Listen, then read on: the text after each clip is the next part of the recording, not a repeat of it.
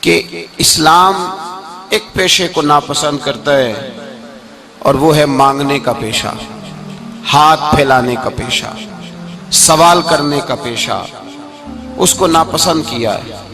باقی تو میرے حبیب پاک سید عالم صلی اللہ علیہ وسلم نے فرمایا اگر تو محنت کر کے روزی کماتا ہے تو پھر تو معمولی آدمی نہیں، پھر تو اللہ کا محبوب بن گیا ہے، پھر تو محبوب الہی ہو گیا ہے، پھر تو اللہ تبارک و تعالیٰ تجھ سے محبت فرماتا ہے۔ اگر تو محنت کرتا ہے، مشقت کرتا ہے، آگے بڑھتا ہے، روزگار کے لیے نکلتا ہے، پھر تو اللہ کا محبوب ہے۔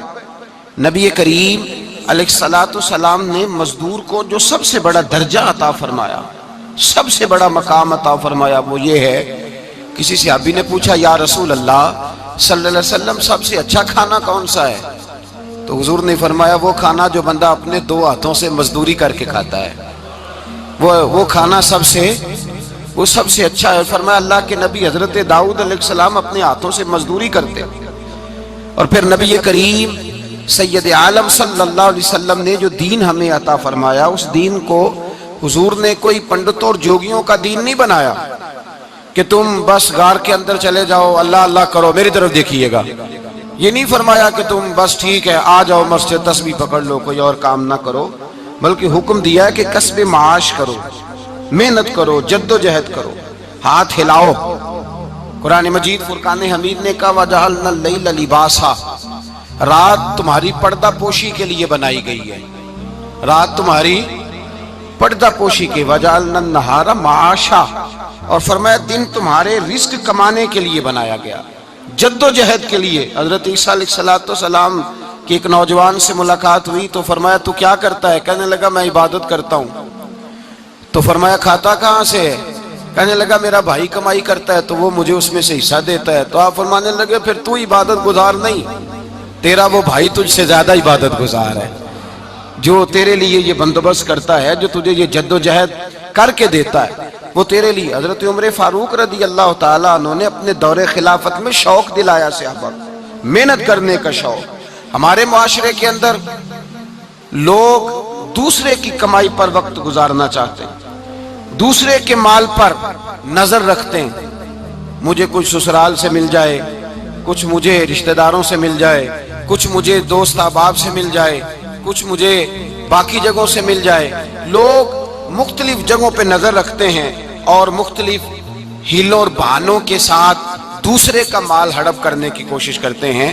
میرے حبیب کریم علیہ السلام نے توجہ دلائی صحابہ کو، مزاج عطا فرمایا۔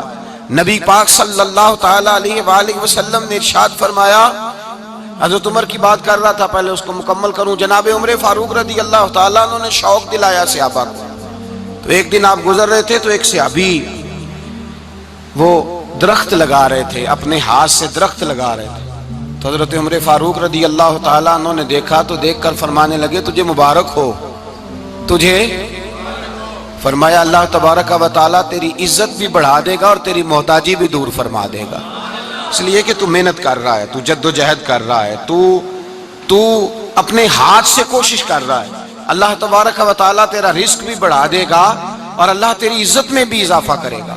نبی کریم علیہ السلام نے فرمایا عدل کرنے والے بادشاہ کے ساتھ جو آدمی جہاد کے لیے نکلے اس کا دین میں سب سے بڑا درجہ ہے، عدل کرنے والے حکمران کے ساتھ جو جہاد کے لیے نکلے اس کا سب سے بڑا درجہ ہے۔ فرمایا میرا وہ غلام جو صبح سے لے کر شام تک ایک دن رزق حلال کے لیے محنت کرتا ہے، فرمایا ایک پورا سال عدل کرنے والے بادشاہ کے ساتھ جہاد کرنے سے اللہ ایک دیہڑی لگانے والے مزدور کو زیادہ ثواب عطا فرمائے گا، اللہ اسے زیادہ اجر دے گا، اس لیے کہ وہ جد و جہد کر رہا ہے، وہ کوشش کر رہا ہے، میدان عمل میں نکلا ہوا ہے۔ مزدور کو ایک تو کاہلی بڑی ہے، ہر چوتھا نوجوان جس کو ہم دیکھتے ہیں اس کو پوچھتے تو کیا کرتا ہے، کہتا کاغذ جمع کرائے ہیں باہر جانے کے لیے، تو سالوں بیت گئے، بس وہ نہ کاغذ نکلے نہ صاحب باہر گئے۔ بھائی کوئی کام کر لیں تو کہتے ہیں میرے ابا جی کو 2-4 کروڑ روپیہ دے دیں گے تو کچھ کر لیں گے، اگر نہ دیا تو پھر دیکھیں گے دائیں بائیں۔ اور اس ظلم نے، اس زیادتی نے گناہ کے دروازے کھولے ہیں، لالچ کے دروازے کھولے ہیں، قتل کے دروازے کھولے ہیں۔ اس گناہ نے رشتے ناتے توڑ ڈالے. لوگ کسی کی ذات سے تو پیار کر ہی نہیں رہے, جیب سے محبت ہو رہی ہے. لوگ دیکھتے ہیں کہ کون سا ایسا طریقہ اختیار کروں کہ بغیر کمائی کے میرے ہاتھ پیسے آئیں. اور خدا کے بندو یاد رکھو, اللہ تبارک و تعالیٰ فرماتے ہیں دنیا تجھے کیا دے سکتی ہے, لوگ تو محتاج ہیں, تو محنت کر اور توجہ میری بارگاہ کی طرف رکھ. حضرت عمر فاروق فرماتے ہیں مصطفیٰ کریم صلی اللہ علیہ وسلم نے فرمایا جو توجہ اللہ کی جانب رکھے اور کوشش کے لیے نکل کھڑا ہو, اس طرح پرندہ سویرے بھوکا جاتا ہے, شام کو پیٹ بھر کے آتا ہے, اللہ اس بندے کو بھی پیٹ بھر کے روزی عطا فرمائے گا. حضرت حسن بصری رحمت اللہ علیہ تشریف فرماتے تو ایک نوجوان آیا. اس نوجوان نے کہا حضرت آج کے بعد میں نے فکر نہیں کرنی کام کاج کی, میں نے نہیں کوئی بھی توجہ کرنی کمانا کیسے ہے کھانا کیسے ہے, میری فکریں دور ہو گئیں. فرمایا کیا ہوا؟ کہنے لگا میں آج جنگل میں مزدوری ڈھونڈنے گیا تھا تو میں نے ایک عجیب انداز دیکھا ہے. ایک شیر نے شکار کیا, اس نے کچھ خود کھایا, کچھ اس نے بانٹا, کچھ تھوڑا سا شکار لے کے وہ گیا. پہاڑ کی چوٹی پر ایک لومڑی بیٹھی تھی, وہ لومڑی دونوں ٹانگوں سے معذور بھی تھی, آنکھوں سے اندھی بھی تھی. اس شیر نے جا کے اس کے منہ کے اندر وہ شکار ڈالا ہے اور لومڑی نے کھایا ہے. کہنے لگا جو رب اندھی اور لنگڑی لومڑی کو پہاڑ پر رزق دے سکتا ہے مجھے بھی دے دے گا, میں نے کوئی کام نہیں کرنا. تو حضرت حسن بصری رحمت اللہ علیہ فرمانے لگے کتنی چیزیں دیکھی تو نے, ایک شیر اور ایک لومڑی. فرمانے لگے تو نے لومڑی بننے کا پروگرام بنایا, شیر بننے کا کیوں نہیں بنایا؟ تو شیر بننا, خود بھی کھا دوسروں کو بھی کھلا, تو نے لومڑی بننے کا پروگرام بنایا ہے. مزدوروں گویا حضرت حسن بصری فرما رہے ہیں کہ مزدور لومڑی نہیں ہوتا, مزدور تو شیر ہوتا ہے. مزدور تو یہ تو شیر ہوتا ہے, شیر. اس کا مالک جو جس نے اس کو دیہڑی پہ رکھا ہے وہ بھی مزدور کی کمائی کھا رہا ہوتا ہے, وہ بھی مزدور کی. تو مزدور تو شیر ہے, انہیں سر جھکا کے نہیں جینا چاہیے, انہیں سر اٹھا کے جینا چاہیے. یہ تو بڑے قیمتی وجود کے لوگ ہیں جو مزدوری کرنے نکلتے ہیں, ان کے کچھ حقوق ہیں, کچھ حقوق. ہمارے حکمران بھی حقوق کا تعین کرتے ہیں, کہتے ہیں 15,000 سے زیادہ, یہ جو بجٹ آیا ہے نا اس میں 15,000 سے زیادہ, کہتے ہیں مزدور کی تنخواہ 15,000 ہونی چاہیے. کتنی جی؟ 15,000 سے کون سا گھر چلتا ہے؟ ویسے مولویوں کی بھی اتنی ہے, اور میرے خیال ہے کم مولویوں کی 15,000 ہے, 10 کے قریب ہی ہے. اور اس کو بھی کہتے ہیں کہ تو بڑا کھاتا ہے, ارادہ ہے عید کے بعد تجھے چھٹی کرا دی جائے, بڑے خرچے ہیں تیرے مولوی. 15,000 روپیہ تنخواہ مزدور کی, گزارا ہوتا ہے؟ آؤ میں تمہیں وہ اس بارگاہ پہ لے جاؤں جس نے سب کو شان عطا فرمائی ہے. حضرت ابوبکر صدیق رضی اللہ تعالیٰ عنہ خلیفۃ المسلمین بنے. خلیفہ بنے تو سویرے, جس رات خلیفہ بنے سویرے سر پہ ٹوکری رکھی, منڈی کی طرف جا رہے ہیں. حضرت عمر فاروق رضی اللہ تعالیٰ عنہ مولا علی شیر خدا کو کسی نے بتایا کہ وہ تمہارا خلیفہ تو جا رہا ہے مزدوری کرنے, وہ تو جا رہا ہے کمائی کرنے. حضرت علی شیر خدا مولا کائنات جناب فاروق اعظم دونوں نے رستے میں روکا. کہ ابو بکر کہاں جا رہے ہو؟ فرمانے لگے کام کرنے جا رہا ہوں, مزدوری کروں گا, منڈی میں جاؤں گا, تجارت کرتا تھا اس کو جاری رکھوں گا, بچوں کا پیٹ بھی تو پالنا ہے. اب تمہاری حکومت کے پیچھے بچے تو نہیں نا بھوکے مروا لینے, میں نے کچھ کرنا تو ہے. حضرت عمر کہنے لگے چلا آ کے بیٹھ, ہم صحابہ کو اکٹھا کرتے ہیں اور مال غنیمت سے تیرا وظیفہ لگاتے ہیں, آپ کو وظیفہ ملے گا ماہانہ. تو آپ بیٹھ کر کے مسجد میں تو ڈیوٹی کریں. بیٹھ گئے, مشاورت ہوئی تو حضرت ابوبکر صدیق رضی اللہ تعالیٰ عنہ سے پوچھنے لگے جناب بتلائیے آپ کا کتنا وظیفہ لگایا جائے؟ تو حضرت ابوبکر صدیق فرمانے لگے اتنا لگا دو جتنی ایک مزدور کی تنخواہ ہوتی ہے. تو ایک صحابی بول کے بڑے میٹھے اور دھیمے لہجے میں کہنے لگے ابو بکر اگر تیرا گزارا نہ ہوا تو, اگر تیرا گزارا نہ ہوا تو. حضرت ابوبکر صدیق فرمانے لگے اگر میرا گزارا نہ ہوا تو میں مزدوروں کی تنخواہوں میں اضافہ کر دوں گا, اگر مزدوروں کے گھر جلنے لگیں گے تو میرا بھی چلے گا, میں ان کی تنخواہیں بڑھاؤں گا صرف اپنی. تو مزدور کے حقوق کا تعین کیا. سب سے پہلے تو میرے نبی پاک علیہ السلام نے منع فرمایا, فرمایا جس کو مزدوری پر رکھو پہلے اس کے ساتھ اجرت طے کرو. حضور صلی اللہ علیہ وسلم نے فرمایا جب تک اجرت واضح نہ ہو جاؤ کسی کو کام پر, جب تک اجرت واضح نہ ہو جائے, مکمل نہ ہو جائے کہ کیا دینا ہے, طے کریں. کیا لوگے؟ جو جناب دے دیں گے لے لوں گا۔ شریعت اس کو پسند نہیں کرتی، محبوب نہیں رکھتی۔ پہلے اس کے ساتھ پہلا حق مزدور کو یہ دیا کہ اس کی اجرت پہلے، بولیے اجرت پہلے اجرت طے ہوگی، یہ پہلا حق ہے۔ اور مزدور کا دوسرا حق کیا بیان کیا میرے نبی پاک نے؟ فرمایا جب، اور یہ ایسی اعلیٰ بات ہے کہ جتنے حقوق لکھنے والے ہیں نا، جتنے بین الاقوامی سطح پر انسانی حقوق کا چارٹر بنانے والے ہیں، وہ کہتے ہیں کہ یہ ایسا نقطہ حضور نے بیان کر دیا ہے کہ اس سے آگے کو بڑھ ہی نہیں سکتا۔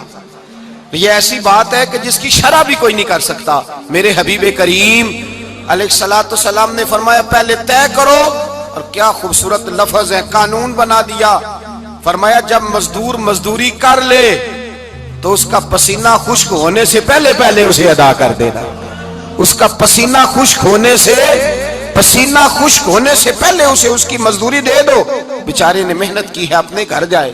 یہ نہیں کہ اس نے مزدوری کیا تو تم نے کہا نہیں ادھر سے پینٹ صحیح نہیں ہوا، یہ تو لے جا 2000 اور پھر میں تیرا حساب کروں گا، ابھی ذرا میں چیک کرا لوں 2-4 لوگوں کو بلا کر کے، وہ فلاں جگہ سے نا ایک کونا خالی رہ گیا۔ اللہ سے ڈرنا چاہیے، اللہ سے ڈرنا چاہیے۔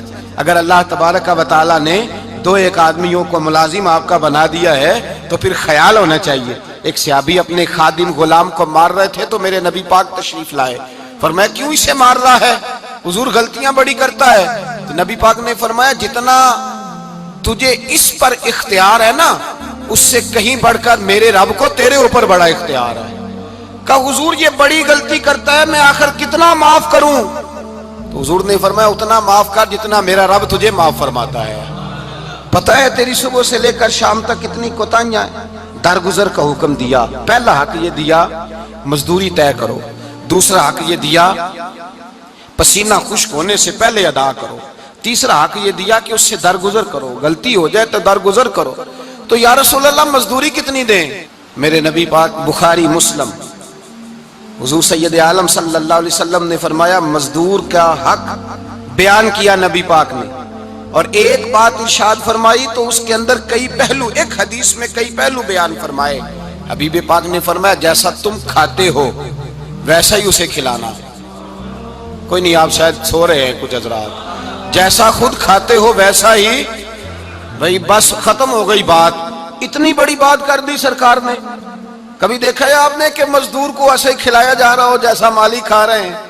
حضور نے فرمایا بھئی مزدوروں کا حق یہ ہے کہ جیسا تم نے کھانا ہے ویسا اسے کھلانا ہے، اور فرمایا جیسا تم نے پہننا ہے ویسا اسے پہنانا ہے۔ اور پھر میرے حبیب کریم علیہ الصلوۃ والسلام نے ارشاد فرمایا اس کی ہمت سے بڑھ کر تم اس پر بوجھ نہیں ڈال سکتے، جتنا کام وہ کر نہیں سکتا اتنا تم اسے دے نہیں سکتے۔ اور فرمایا اگر اتنا کام دینا ہے جو اس کی ہمت سے زیادہ ہے تو میں اس کے مالک کو کہتا ہوں وہ بھی اٹھ کے مزدور کے ساتھ کام پہ لگ جائے، اٹھے اس کے ساتھ کام میں شریک ہو جائے۔ مزدوری کا بھی تعین فرمایا، اور پھر اس کو کام کس مقدار کا دینا ہے، مزدور کو کس قدر زیادہ اس پر بوجھ ڈالا جائے گا، یہ بھی مصطفیٰ کریم نے بیان فرمایا۔ فرمایا جو لا یکلف اللہ نفسا الا وسعها، اللہ بھی تم پر وہ بوجھ نہیں ڈالتا جو تم اٹھا نہیں سکتے، تو کسی مزدور کو تم ایسا کام نہیں بتاؤ گے۔ حضرت عثمان غنی رضی اللہ تعالیٰ عنہ ایک دن حضرت عمر فاروق سے کہنے لگے عمر بس کر دے یار، تیرے بعد بھی تو لوگوں نے خلیفہ بننا ہے، کیسے کوئی تیرے رستے پہ چلے گا؟ تو حضرت عثمان غنی سے جناب عمر کہنے لگے کیا ہو گیا؟ آپ فرمانے لگے کل میں دیکھ رہا تھا کہ لوگ باغ میں مزدوری کر رہے تھے اور آپ امیر المومنین ہو کے ان کا ہاتھ بٹا رہے تھے، ہاتھ بٹا رہے تھے۔ تو حضرت عمر کہنے لگے بوڑھے تھے، بیمار تھے، مزدوری کر رہے تھے تو پسینہ بہہ رہا تھا، کیا ہو گیا اگر تھوڑا سا میں نے ساتھ دے دیا؟ حضرت جناب سیدنا فاروق اعظم یہ لفظ کہتے ہوئے رو پڑے۔ آپ فرمانے لگے میں کسی بادشاہ کا شہزادہ نہیں، میں بھی اسی باپ کا بیٹا ہوں جو اونٹ چرا کے گزارا کیا کرتا تھا۔ میں نے آگے بڑھ کے لوگ حیثیت بھول جاتے ہیں، اپنی حیثیت بھول جاتے ہیں۔ اللہ تبارک و تعالیٰ جب کچھ عطا کرتا ہے ان کا رویہ اپنے ماتحتوں کے ساتھ اتنا سخت اور جابرانہ آمرانہ ہو جاتا ہے، اس قدر زیادہ ان کے لب و لہجے میں کڑواہٹ آ جاتی ہے، اس قدر زیادہ ان کی طبیعتوں کے اندر سختی اور غرور بھر جاتا ہے کہ وہ احساس ہی نہیں کرتے کہ جو سامنے بیٹھا ہے وہ بڑا ایک دکھی انسان ہے اور وہ تکلیف میں ہے، وہ آزمائش میں اپنے آپ کو مبتلا سمجھ رہا ہے۔ حضرت ابو ذر غفاری رضی اللہ تعالیٰ عنہ فرماتے ہیں میں اپنے ماتحتوں کے حق میں بڑا سخت تھا، سخت تھی میری طبیعت، میرے غلاموں کی جرت ہی نہیں تھی کہ وہ میرے سامنے گفتگو کر سکیں اور ٹھہر بھی سکیں۔ فرماتے ہیں جس دن میں کلمہ پڑھنے گیا، جس دن میں حضور کی بارگاہ میں، تو میں نے کہا حضور کوئی خاص نصیحت؟ تو نبی پاک نے فرمایا میری نصیحت تیرے لیے یہ ہے کہ جیسا تو نے کھانا ہے ویسا ہی غلام کو کھلانا ہے، جیسا تو نے پہننا ہے ویسا ہی غلام کو پہنانا ہے۔ حضرت ابو ذر کہتے ہیں جو میرے اندر کمی تھی وہی میرے نبی نے نصیحت کر دی، جو میرے اندر کوتاہی تھی وہی غیب جاننے والے رسول نے بتلا دی۔ فرماتے ہیں میں گھر گیا، جب میں جاتا تھا تو ملازموں کا سانس خشک ہو جاتا تھا، وہ کانپنے ہانپنے لگتے تھے کہ جانے اب یہ کیا کرے گا۔ حضرت ابو ذر غفاری فرماتے ہیں میں گیا، ایک شخص سے میں نے کہا کھانا پکاؤ، کھانا پکایا، دسترخوان پہ لگایا اور اپنے سارے ملازموں کو کہا آؤ یار میرے ساتھ بیٹھ کے روٹی کھاؤ، آؤ سارے میرے ساتھ بیٹھ کے کھانا کھاؤ۔ فرماتے ہیں انہوں نے کھانا کھایا، پھر میں ان کو بازار لے گیا، جیسے کپڑے میں پہنتا تھا ویسے ہی میں نے ان کے لیے بھی خریدے۔ فرماتے ہیں میرے غلام کہنے لگے آقا خیر تو ہے نا، خیریت تو ہے نا، کیا ہوا، مزاج مبارک تو ٹھیک ہے، کیا ہو گیا؟ اور یہ جو ہم فضا کو اتنا خوبصورت دیکھ رہے ہیں اور یہ جو ہم اتنی پیاری ریم جھم برستی دیکھ رہے ہیں، یہ جاری رہے گی یا ایک دن کی ہے؟ تو حضرت ابو ذر غفاری رو پڑے، کہنے لگے اب تمہیں ابو ذر غفاری بدلا ہوا ملے گا، اس لیے کہ اب میں وہ نہیں رہا، اب میں رسول اللہ کا کلمہ پڑھ کے غلام مصطفیٰ بن گیا ہوں، اب میں بدل گیا ہوں، میری طبیعت بدل گئی۔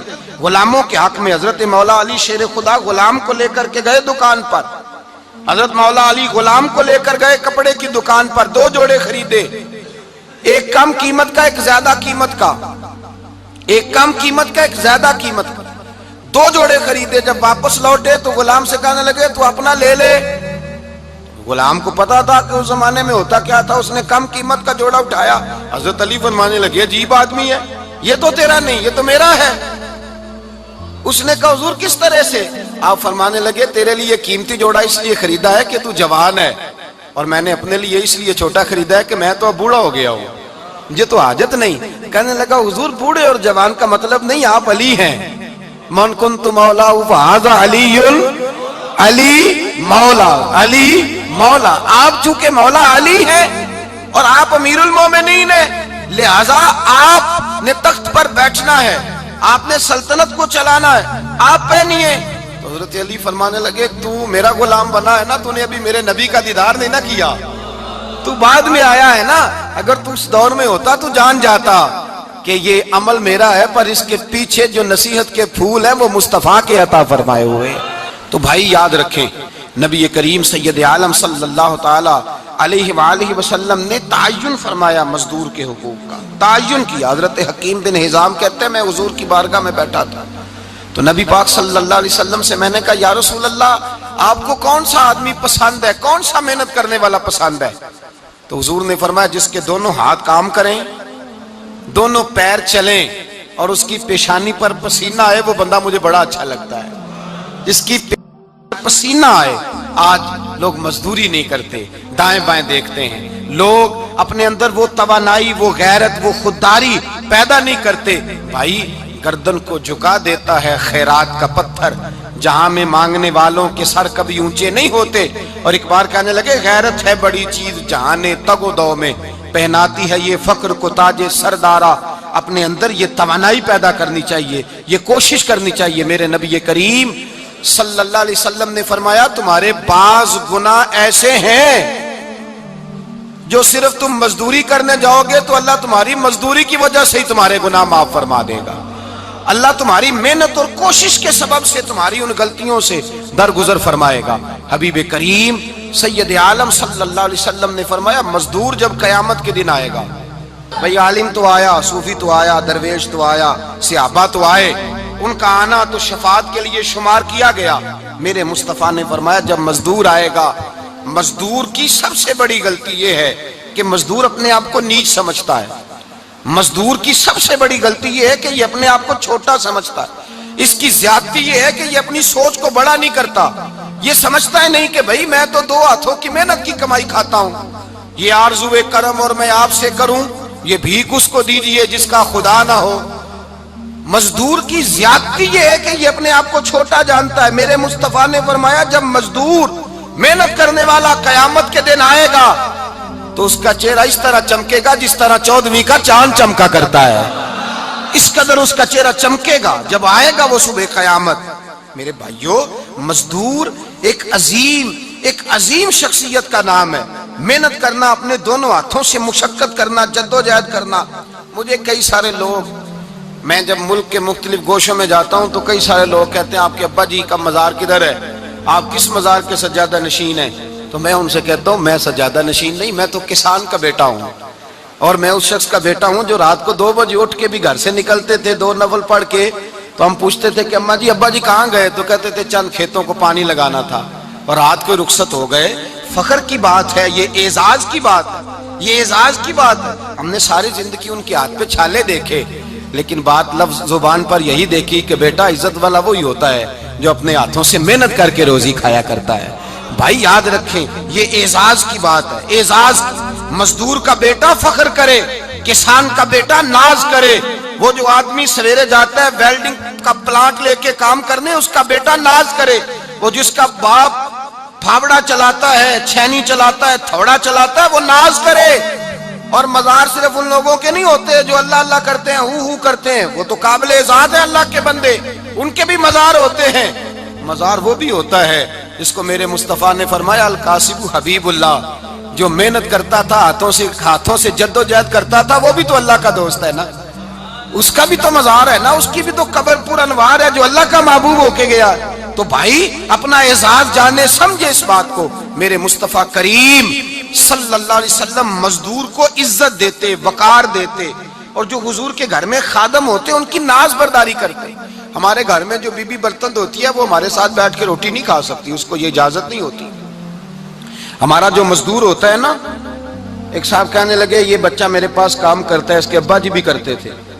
तो मैंने कहा इसका मतलब ये है कि तुमने आगे नहीं बढ़ने दिया, तुमने कहा मजदूर ही रहना सारी जिंदगी, यही रहना मेरे पास, आगे ना बढ़ना। मेरे मुस्तफा करीम सैयद आलम सल्लल्लाहु अलैहि वसल्लम के पास जो लोग काम करते थे, मेहनत करते थे, मुशक्कत करते थे, हमारा मुलाजिम डरता है, कांपता है, वो बात करता है तो साहब जी कहते कहते जुबान थकती है, 100 दफा मूड को देखता है, गालियां खाता है बेचारा, उसकी इज्जत नफ्स को उछाला जाता है, उसको रुसवा किया जाता है, और वो बेचारा रात को रजाई में मुंह दे के रोता है कि यार मेरे नसीब सिर्फ इसलिए कमजोर हैं कि मैं गरीब के घर में पैदा हुआ हूं। हम एहसास नहीं करते, और मजदूर को कभी मौका मिल जाए जान छूटने का तो भाग जाता है। हमारा किरदार और इखलाक ऐसा नहीं होता। हजरत ज़ैद बिन हारिसा रसूलुल्लाह के गुलाम थे, नबी पाक के घर में झाड़ू देते थे, बर्तन मांजते थे। ये बचपन में अपने कबीले से गुम हो गए थे, किसी ने अगवा करके ला करके बेच दिया था, गुम हो गए थे, हुजूर की बारगाह आली मर्तबत में लाए गए। हजरत ज़ैद बिन हारिसा सारा दिन काम काज करते, कोई आदमी आया उनके इलाके का मक्का मुकरमा, उनको पहचान कर वापस गया उनके कबीले में और जाके बतलाया कि तुम्हारा बेटा तो मोहम्मद इब्ने अब्दुल्ला सल्लल्लाहु अलैहि वसल्लम के पास। उस वक्त हुजूर ने भी ऐलान नबूवत नहीं फरमाया था। इनके वालिद हारिसा चचा लेने आए और नबी पाक के पास आए तो 2 थैलियां शर्फियों की भर के लाए। कहने लगे हुजूर ये पैसे ले लें, 2 थैलियों में पैसे डालें, दिनार है दिरहम है, हुजूर ले लें, हमारा बेटा दे दें। नबी पाक सल्लल्लाहु अलैहि वसल्लम ने फरमाया तुम्हें गलती लग गई है, पैसे पीछे हटाओ, मैं ज़ैद को बुलाता हूं, मैं ज़ैद को, इधर देखिएगा, मैं ज़ैद को, मैं उसे बुलाता हूं, अगर वो जाना चाहे तुम्हारे साथ तो मुझे एतराज नहीं, ले जाना। चचा और बाप कहने लगे आप अजीब बात करते हैं, वो गुलामी छोड़ के नहीं जाएगा, आप अजीब बात करते हैं, वो मजदूरी छोड़ के बादशाही इख्तियार नहीं करेगा, हम खाते पीते लोग हैं, उसकी माँ तरस गई है उसको मिलने को, बहनें रोती हैं, वो जाएगा नहीं। मेरे हबीब ने फरमाया तुमने अभी ये जायका चखा नहीं, तुम्हें इसका पता नहीं, तो मैं बुलाता हूं, अगर जाना चाहे तो पैसों की जरूरत नहीं, ले जाना। हजरत ज़ैद को पैगाम दिया, आए, हुजूर ने फरमाया वो तुम्हारे वालिद खड़े हैं, वो चचा हैं, लेने आए हैं। जनाबे ज़ैद गए, बाप के गले से लगे, बिछड़े हुए बाप बेटा एक दूसरे को मिलके खोल के रोए। का बेटा तेरी माँ की आंखें पत्थर हो गई तेरा रास्ता देख के, तेरी बहनें तरसती हैं तेरे चेहरे के दीदार को, بیٹا وہ گلیاں بھی روتی ہیں جن میں تو کھیلا کرتا تھا، پر اب فکر کی بات کوئی نہیں، اب کوئی پریشانی نہیں، میں پیسے لایا ہوں تجھے لے جاؤں گا۔ نبی پاک صلی اللہ علیہ وسلم نے دیکھا نا جب باپ بیٹے کی گفتگو ہو گئی، آنسو بہہ گئے، بوجھ ہلکے ہو گئے، تو میرے کریم نے فرمایا زید اگر تم چچا کے ساتھ والد کے ساتھ جانا چاہو تو میری طرف سے اجازت ہے، تم جا سکتے ہو۔ یہ لفظ کہے تو جناب زید دوڑ کے حضور کے قدموں میں آ کے بیٹھ گئے، حضور کے قدموں میں بیٹھ گئے، اور گویا فاضل بریلوی علیہ رحمہ نقشہ بیان کرتے ہیں، کہنے لگے تیرے قدموں میں رہوں غیر کی ٹھوکر پہ نہ ڈال، میں جھڑکیاں کھاؤں کہاں چھوڑ کے صدقہ تیرا، اور تیرے قدموں میں جو ہے غیر کا منہ کیا دیکھے، کون نظروں پہ چڑھے دیکھ کے تلوا تیرا۔ کہنے لگے حضور میں نے نہیں جانا، میں یہیں رہوں گا۔ چچا اور باپ نے دیکھا تو کہنے لگے بیٹا تو غلامی چھوڑ کے نہیں جائے گا، تو ملازمت چھوڑ کے بادشاہی میں نہیں جائے گا۔ تو آپ کے والد کو آپ فرمانے لگے ابا جی ذرا 2 گھڑیاں یہاں رہ کے تو دیکھیں، یہاں 2 گھڑیاں رہ کے تو دیکھیں۔ فرمایا یہاں ملازموں کا وہ اعزاز ہے جو شہزادوں کا ہوا کرتا ہے، یہاں خادموں کی وہ عزت ہے، اور پتہ پھر ان کو مقام کیا ملا، یہ واحد شعبیاں جن کا نام اللہ نے قرآن پاک میں بیان فرمایا ہے، نام اللہ نے قرآن مجید میں بیان فرمایا۔ حضور کا اپنے غلاموں کے ساتھ جو تعلق تھا، اپنے ملازموں کے ساتھ جو رشتہ تھا، بڑا آدمی آتا ہے نا، بڑا آدمی تو لوگوں کی سانس سوکھ جاتے ہیں، اٹھ کے ملتے ہیں، بڑا کچھ کرتے ہیں۔ مزدور آتا ہے تو لوگ اوے کہہ کے پکارتے ہیں، ان کو خبر ہی نہیں کہ اس شخص کا اعزاز کتنا ہے۔ حضرت انس بن مالک رضی اللہ تعالیٰ عنہ فرماتے ہیں میں چھوٹا سا تھا، میری اماں مجھے حضور کے گھر چھوڑ گئی، میں نے 10 سال نوکری کی نبی پاک کی۔ کتنے سال بولیے؟ 12ویں دن لوگ کہتے ہیں بس بھائی ختم ہو گیا، اب فرینکنس ہو گئی ہے، اب جو مرضی تیرے ساتھ کریں گے۔ 10 سال نوکری کی میں نے، لیکن جناب انس فرماتے ہیں نبی پاک نے کبھی مجھے اف تک بھی نہیں کہا تھا، اف تک بھی نہیں کہا تھا، اف تک بھی۔ حضور نے بھیجا جاؤ فلاں آدمی کو بلا کر کے لاؤ۔ حضرت انس بن مالک رضی اللہ تعالیٰ عنہ فرماتے ہیں میں بلانے گیا، بچہ تھا چھوٹا سا، رستے میں بچے کھیل رہے تھے تو میں ان کے ساتھ کھیلنے لگا، محو ہو گیا، مجھے پتہ ہی نہ چلا وقت کا۔ حضور نے جب مجھے بھیجا تو فرمایا جلدی جانا اور جلدی آنا، اب مجھے خبر ہی نہیں، بڑی دیر ہو گئی۔ حضور وہاں انتظار کر کر کے خود تشریف لائے، کہتے جب نبی پاک آئے تو میں بچوں کے ساتھ کھیل رہا تھا، حضور نے جب مجھے کھیلتے ہوئے دیکھا، میری اچانک نظر پڑی تو میرے ہوش اڑ گئے۔ حضور نے تو کہا تھا جلدی آنا، اور میں یہاں کھیلنے لگا، یہاں اتنا الجھا کہ مجھے خیال نہیں رہا کس کام آیا ہوں۔ حضرت انس فرماتے ہیں میں ڈرنے لگا، جیسے جیسے حضور قریب آتے میری ٹانگیں کانپتی۔ فرماتے ہیں جب نبی پاک قریب آئے تو قربان جاؤں معصوم آمنہ کے، فرماتے ہیں حضور نے میری گردن پہ تھپکی دی، اور حضور نے ہنس کے فرمایا او بھائی لگتا ہے تو کھیل میں گم ہوا ہے تو تجھے یاد ہی نہیں رہا میں نے کس کام بھیجا تھا، تجھے یاد ہی نہیں رہا۔ کہا یا رسول اللہ صلی اللہ علیہ وسلم میں بھول گیا تھا، میں ابھی جاتا ہوں۔ کیا انداز ہے، کیا شفقت ہے، کیا رنگ ہے، حضور میں ابھی گیا اور ابھی آیا۔ نبی پاک نے فرمایا نہیں یار تو کھیل میں خود ہی چلا جاتا، تو کھیل یہاں میں خود جاتا۔ یہ اعزاز، یہ فضیلت، یہ درجہ کس نے ذروں کو اٹھایا اور صحرا کر دیا، یہ کس نے قطروں کو ملایا اور دریا کر دیا، یہ کس کی حکمت نے یتیموں کو کیا در یتیم اور غلاموں کو دنیا بھر کا مولا کر دیا، یہ کس نے اتنا۔ میرے بھائی مزدور کو حضور نے اعزاز دیا، نبی پاک اپنے ہاتھ سے کام کرنے والے کے ساتھ اس نے سلوک کرتے، محبت کرتے، پیار کرتے۔ ایک بوڑھی اماں تھی جو مسجد میں جھاڑو دینے کی مزدوری کرتی تھی۔ کیا کام کرتی تھی؟ دعا کریں اللہ ہم سب کو مسجد کی صفائی کی توفیق عطا فرمائے۔ بوڑھی اماں تھی، مسجد کی صفائی کرتی تھی، نوکری کرتی تھی، بیمار ہو گئی، بخاری شریف میں موجود ہے۔ اللہ کے محبوب صلی اللہ علیہ وسلم روز تیمارداری کرنے جاتے، ایک وقت ایسا آیا کہ دن میں 2 مرتبہ حضور تیمارداری کرنے جاتے۔ ایک شام نبی پاک نے فرمایا اس کا انتقال ہو جائے تو مجھے اطلاع کرنا۔ صحابہ کہتے ہیں رات کے وقت ان کا انتقال ہوا، ٹھنڈ کا موسم تھا، ہم نے حضور کو تکلیف دینا مناسب نہ سمجھا، ہم نے دفن کر دیا۔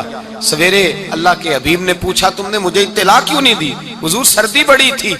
کون جاتا ہے مزدوروں کے جنازوں میں؟ کون جاتا ہے مزدوروں کے جنازے میں؟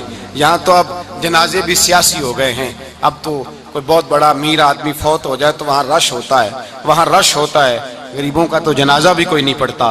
حضرت جناب سیدنا ابو ہریرہ رضی اللہ تعالیٰ عنہ فرماتے ہیں حضور نے فرمایا مجھے اطلاع کیوں نہیں دی؟ تمہیں اس کے اعزاز کا نہیں پتا؟ وہ مزدور تھی مسجد میں جھاڑو دیتی تھی، تم نے خبر ہی نہیں دی؟ حضور وصال ہو گیا، فرمایا چلو مجھے بتاؤ قبر کہاں ہے؟ حضور سارا کچھ جانتے ہیں لیکن یہ ساری تمہید اس لیے بیان کی کہ ایک مزدور کی شان واضح ہو جائے۔ فرمایا بتاؤ قبر کہاں ہے؟ صحابہ کہتے ہیں ہم قبر پہ لے گئے تو میرے نبی نے فرمایا صفے بناؤ میں دوبارہ جنازہ پڑھاؤں گا۔ میں دوبارہ جنازہ نہیں ہو سکتا، اس وقت ہو سکتا ہے جب وارث نے نہ پڑھاؤ، پھر دوسرا جنازہ جائز ہے۔ وارث نہ پڑھے تو اس سے پہلے 20 جنازے بھی ہو جائیں تو جب وارث پڑھ لے پھر دوسرا جنازہ نہیں ہو سکتا۔ حضور نے دوسرا جنازہ اس لیے پڑھا ہے کہ حضور اپنی ساری امت کے وارث ہیں، نبی پاک ساری امت کے وارث ہیں۔ فرمایا پر بناؤ صفے میں جنازہ پڑھاتا ہوں۔ مزدور کو اعزاز دیا، پیار کیا۔ حضرت عبد الرحمن ابن عوف رضی اللہ تعالیٰ عنہ فرماتے ہیں ایک دن میرا دل کیا تھا کہ میں غریب ہو جاؤں۔ کیا ہو جاؤں؟ آپ اپنے لیے دعا نہ کریں لیکن حضرت عبد الرحمن ابن عوف کے الفاظ تو دہرائیں۔ وہ کیا کہہ رہے ہیں کہ میرا دل کرتا تھا میں اللہ ایک دن میرا بڑے امیر آدمی تھے نا، صحابہ میں سب سے زیادہ امیر، فرمانے لگے ایک دن میرا دل کیا میں غریب ہو جاؤں، غربت پسند کر لوں۔ اصل میں غریب کو اپنی شان کا نہیں نہ پتا، اسے جس دن پتہ چل گیا کہ میں غریب کی عظمت کتنی ہے، غریب ہر وقت اپنے آپ کو کوستا ہی رہتا ہے۔ اور میں اکثر کہتا ہوں کہ یہ بڑے کا قصور نہیں کہ اس نے تجھے چھوٹا جانا ہے، یہ تیرا قصور ہے۔ تو احساس کمتری میں کیوں مبتلا ہوا؟ تو نے اپنے آپ کو چھوٹا کیوں جانا؟ تو نے اپنے آپ کو کمزور کیوں سمجھا؟ تو نے کیوں سمجھا کہ میں مزدور ہوں تو میری عزت ہی کوئی نہیں، میرا مقام کوئی نہیں؟ کیوں تو نے ایسا سمجھا اپنے لیے؟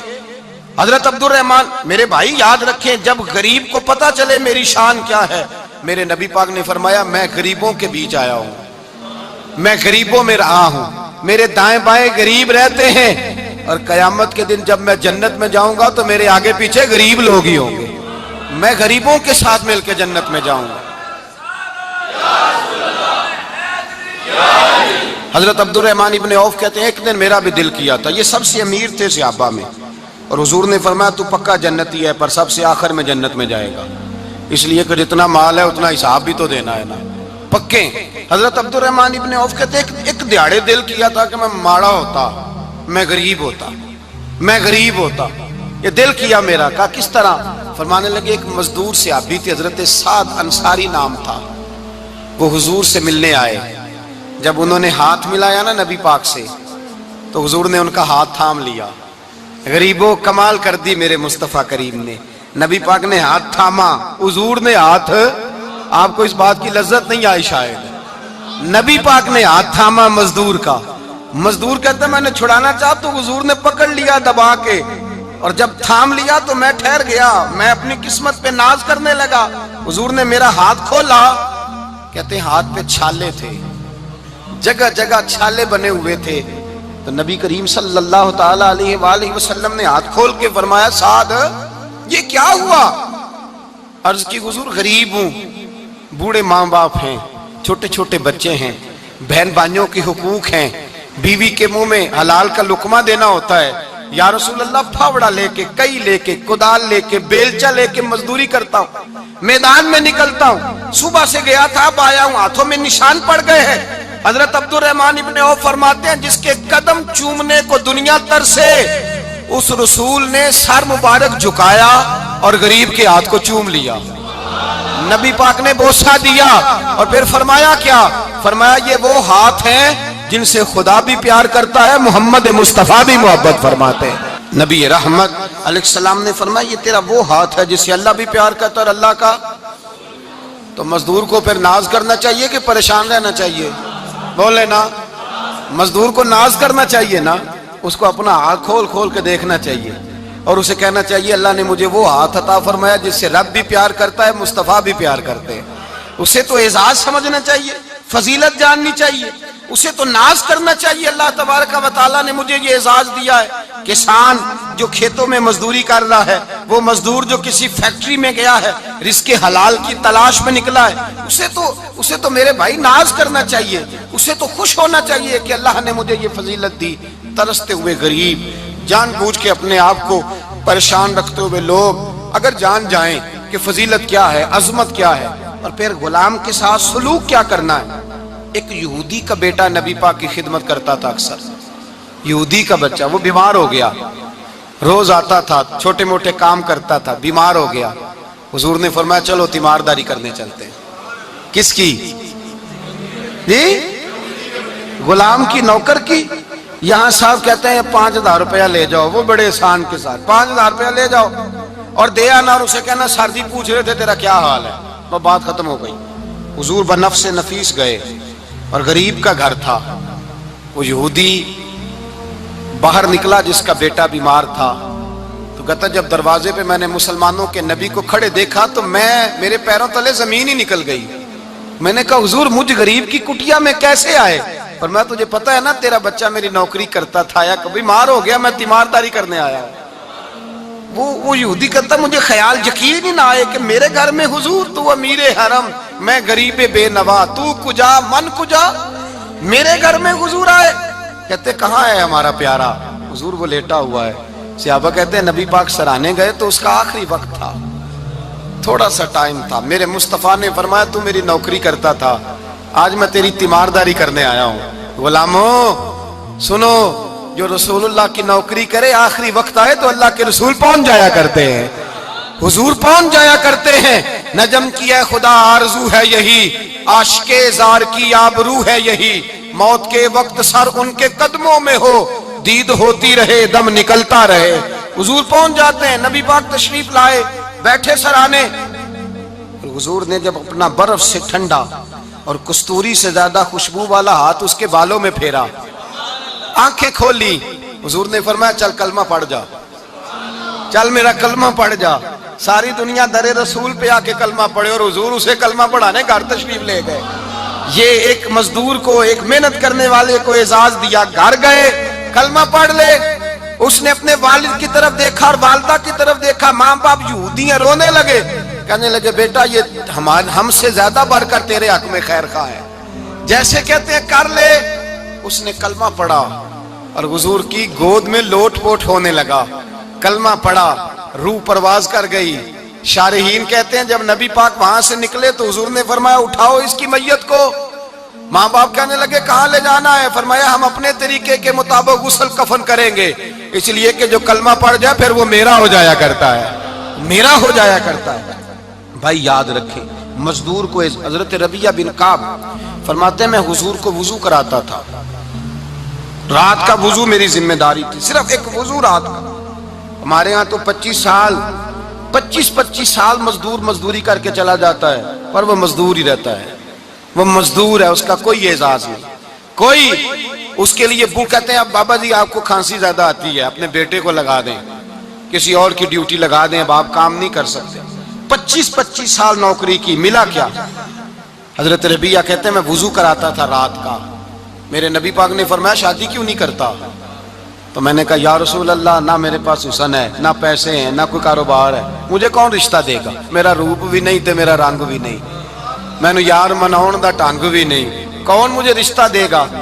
کہتے ہیں حضور خاموش ہو گئے. دوسرا دن آیا تو میں وضو کرانے پہنچا تو نبی پاک نے فرمایا شادی کیوں نہیں کرتا؟ کہتے ہیں میں نے کہا حضور کون رشتہ دے گا؟ وہی 3 باتیں دہرائیں، نہ پیسے ہیں، نہ حسن ہے، نہ کوئی کاروبار ہے، نہ مکان ہے. فرمایا حضور نے تیسرے دن پھر کہا. جب دوسرا دن ہوا نا تو حضور نے کہا، حضور خاموش ہوئے میرے جواب پر. میں نے کہا یار کتنا بیوقوف ہوں، حضور روز پوچھتے ہیں اور میں جواب ہی نہیں دیتا. کہتے ہیں تیسرے دن میں نے ارادہ کیا آج نبی پاک پوچھیں گے تو میں کہوں گا حضور جیسے دل کرتا ویسے ہی کرا دیں. کہتے ہیں تیسرے دن میں گیا، سارا وضو کرا لیا پر نبی پاک نے پوچھا ہی نہیں.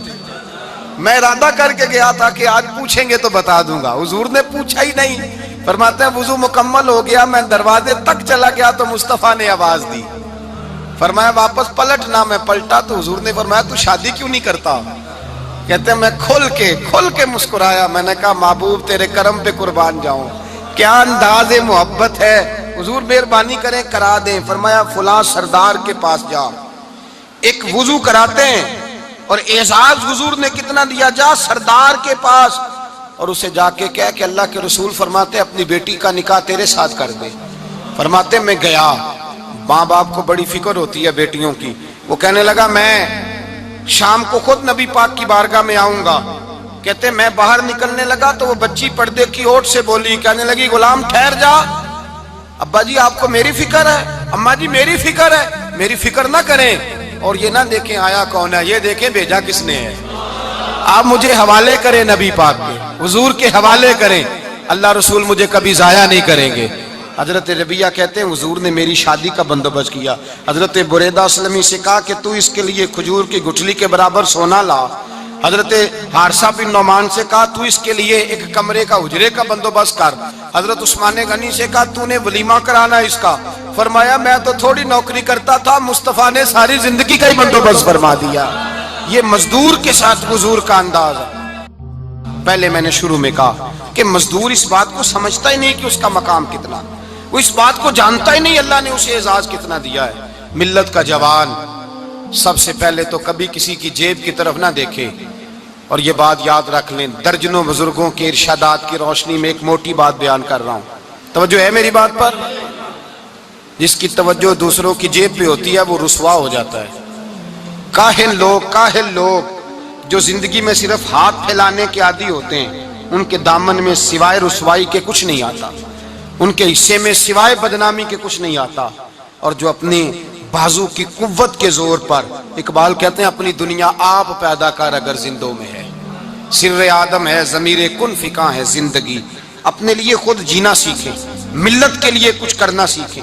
معاشرے کے اندر اس سے ادھار پکڑ کے اس کو دے دیا تو اس سے پکڑ کے اس کو دے دیا, 2 دن اس کے پاس چلے گئے لینے تو 4 دن اس کے پاس چلے گئے. کبھی کو دوست باہر سے آ گیا تو اس کے پیچھے بھاگنے لگے, چاپلوسی کرنے لگے, 2-4 جوڑوں کی خاطر, ایک موبائل کی خاطر. چھوڑیں اس دھندے سے باہر آئیں. میں نے کہا ایک پیشہ برا ہے, ایک پیشہ, اور وہ ہے ہاتھ پھیلانا, باقی کوئی پیشہ برا نہیں. 18 گھنٹے مزدوری کرو, نکلو باہر نکلو, میدان میں آؤ, جدوجہد کرو, مزدوری کرو جب تیرا ہاتھ مزدوری تک جائے. اور یاد رکھو رزق حلال کھانا ہے اور رزق حلال ہی کھلانا ہے. یہ وقار ہے, رزق حلال مومن کا وقار ہے. جو لوگ لقمہ حرام کھاتے ہیں وہ اپنا وجود کھو بیٹھتے ہیں, روحانی طاقتیں کھو بیٹھتے ہیں. میرے اعلیٰ حضرت رحمت اللہ علیہ فرماتے ہیں جس کا نماز میں دل نہ لگے, جس کا مسجد جانے کو دل نہ کرے, جس کا عبادت پہ توجہ نہ ہو, جس کا دین کی طرف رغبت نہ ہو, اسے غور کرنا چاہیے کہ اس کا کہیں رزق میں لقمہ حرام تو شامل نہیں ہو گیا. فرمایا جب لقمہ حرام شامل ہوتا ہے تو اللہ تبارک و تعالی معرفت کا نور چھین لیتا ہے, پھر انسان کی زبان سے تاثیر چلی جاتی, پھر اس سے سجدوں کی جو کیفیت ہوتی ہے وہ روٹ جاتی ہے, درود و سلام کے ذائقے نصیب نہیں ہوتے. میرے مصطفیٰ کریم صلی اللہ علیہ وسلم گزر رہے تھے, ایک آدمی دعا مانگ رہا تھا, یا رب یا رب یا رب یا رب کہہ رہا تھا. نبی پاک نے فرمایا یہ قیامت تک بھی دعا مانگے تو اس کی قبول نہیں ہوگی. صحابہ نے کہا حضور آپ تو رحمت للعالمین ہیں اور آپ فرما رہے ہیں اس کی دعا قبول نہیں ہوگی. نبی پاک نے فرمایا اس لیے قبول نہیں ہوگی کہ جو کپڑے پہنے ہیں وہ بھی حرام پیسوں کے ہیں, اور جو اس نے کھایا ہے وہ بھی حرام پیسوں کا ہے, اور جو پیا ہے وہ بھی حرام پیسوں کا ہے. کیسے اس کی التجا اس کی بارگاہ میں قبول ہوگی جب یہ لباس سے لے کر خوراک تک اور خوراک سے لے کر مشروب تک ہر چیز ناجائز پیسے. تو معرفت کا حسن کیسے پیدا ہوگا, فجر میں آنکھ کیسے کھلے گی, قرآن پاک کی طرف دل کیسے جائے جب تیرے اندر رزق حلال جاتا ہے. حضرت بایزید بستامی فرماتے ہیں تو محنت کر کے حلال کی روٹی کھا, وہ تیرے وجود کے اندر جا کے نور بن جائے گی, اور ایسا نور بنے گی کہ وہ روٹی تجھے صبح خود جگا کے بیدار کرا کے اللہ کی بارگاہ میں جھکا دے گی. رزق حلال کھائیں, محنت کریں, جدوجہد کریں. حاتم طائی بہت بڑا سخی تھا. کسی شخص نے ایک دن حاتم طائی سے پوچھا کہ تو نے کبھی اپنے سے بھی بڑا سخی دیکھا ہے؟ کہنے لگا ہاں میں نے اپنے شہر کا ایک بابا دیکھا تو مجھ سے بھی زیادہ سخی ہے, مجھ سے بھی زیادہ سخی, مجھ سے بھی زیادہ. تجھ سے زیادہ؟ کہنے لگے میں نے سارے شہر کی دعوت پکائی, چھوٹے بڑے امیر غریب سارے آئے, دعوت پکائی سارے شہر کی, سب لوگ آئے, ہر آدمی کو میں نے بلایا, علماء کو, ادیبوں کو, شاعروں کو, تاجروں کو, صنعت کاروں کو, سب کو دعوت دی. میں نے سوچا کہ ذرا دیکھوں تو صحیح پلٹ کے کوئی رہ تو نہیں گیا جو آیا نہ ہو. چہرے پہ میں نے نقاب ڈالا اور میں باہر نکلا. ایک ضعیف بزرگ لکڑ آ رہا, جنگل میں لکڑیاں کاٹ رہا ہے. میں اس کے پاس گیا تو میں نے کہا بابا تجھے نہیں پتا آج حاتم طائی کی دعوت ہے, تو نہیں گیا؟ کہنے لگا بیٹا مجھے خبر آئی تھی, اطلاع ملی تھی, پر میں نہیں گیا. تو کیوں نہیں گیا؟ کہنے لگے مجھے ہاتھ کی کمائی کر کے کھانے کا چسکا لگ گیا ہے, मजा लग गया है हाथ की कमाई खाने का, अब मुझे दूसरे के दस्तरखान पर जायका नसीब। हमारे मुआशरे का तो अलमिया है, लोगों को लज्जत ही दूसरे के दस्तरखान पे आती, मुफ्त की रोटी का जायका नसीब होता है। मुझे अपने हाथ की कमाई का जायका लग गया है, अब मैं वहां नहीं जाता। कहते मैं पलटने लगा तो बाबे ने बुलाया, कहने लगा इधर आ यार। मैं गया तो उसने 5 आने निकाले, कहने लगा हातम ताई का जो बंदा लंगर पकाने वाला हुआ ना, ये 5 आने उसे दे देना, हातम ताई को जरूरत नहीं मेरे पैसों, तो बड़ा अमीर आदमी है, ये उसको दे देना 5 आने लंगर वाले को। और उसको कहना बड़े बड़े नेक लोग आए हैं दावत में, 5 आने मेरे भी शामिल कर ले, और मेरे हाथ की कमाई चलो मेरी भी रोटी कोई खा लेगा, कोई अच्छा आदमी मेरे हिस्से के मेरे दिए हुए पैसों से लुकमा खा लेगा तो अजर मिल जाएगा।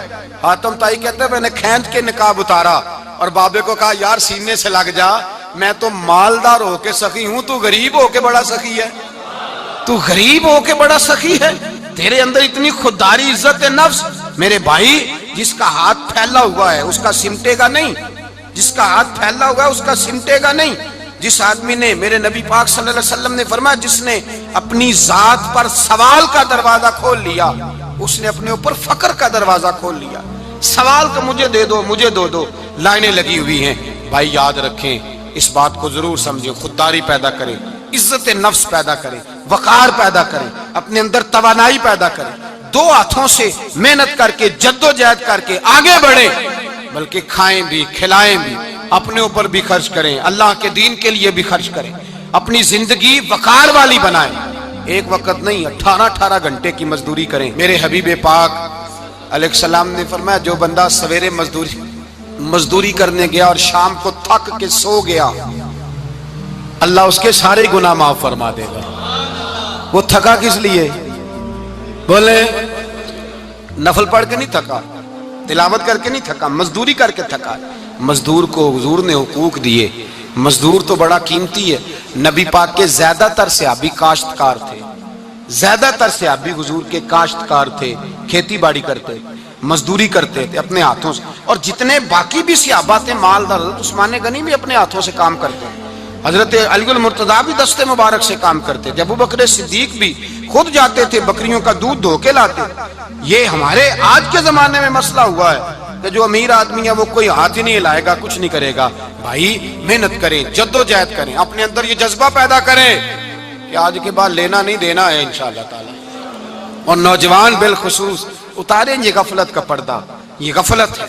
अपनी दुनिया आप पैदा कर अगर जिंदों में है, सिर आदम है, ज़मीर कुन फिका है जिंदगी। मेरे भाई वकार के साथ सर उठा के वही बंदा जिएगा जो, और फिर मजदूर अगर अपने आप को वकार देता है, अल्लाह